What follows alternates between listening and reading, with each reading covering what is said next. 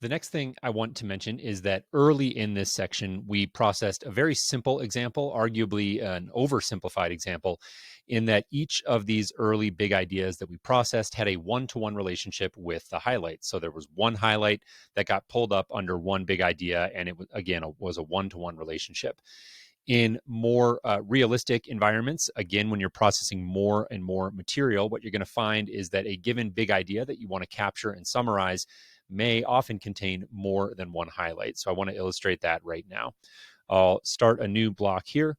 And the example that I want to use, if we look over here in the sidebar, is there's this idea that the mainstream economic definition of money purports that money has three properties. It's a store of value, medium of exchange, and unit of account. So I've got one highlight there capturing that. And then I've got three more highlights conveying, or three or four more highlights here actually, which give more definition to these terms. So you can see this highlight here is giving definition to the idea of a store of value. This highlight here is giving definition to a medium of exchange. And this definition here is giving, this highlight here is giving definition to a unit of account. So what I would do in this case is have a single big idea that's going to have multiple highlights nested underneath it. We haven't illustrated that yet, so I'm going to do that here. And I'm going to be a little bit more shorthand with my big idea than I would typically be because I want to move through this example pretty quickly. But the general idea here, again, would be to put it in my own words.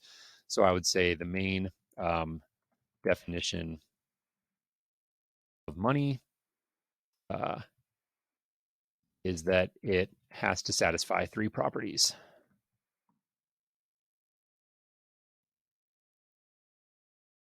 Right. In this case, I'm going to hold Shift and return so that I can tab down without creating a new block.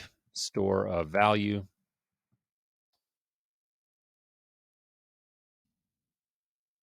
Medium of exchange. And unit of account. Okay. Now, in a realistic one, again, I want to move through this quick, but in a realistic scenario, I would, again, probably shift and return down and add some more of my own wording here to describe what each one of these definitions meant.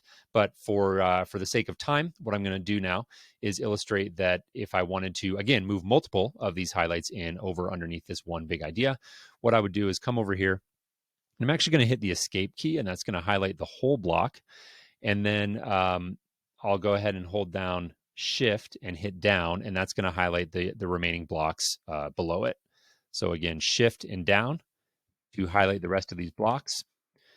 And I'll hold the Option key once again, click, and drag. Okay, so that is a way that you can now Option drag multiple blocks over in order to do the block reference. And you'll see now that I have these multiple highlights here nested underneath the one big idea. So zooming back out, again, the idea here is that you're not always going to have a very clean one-to-one relationship between your highlights and your big idea. And so when you have multiple highlights that apply to one specific big idea, this is how you will handle it.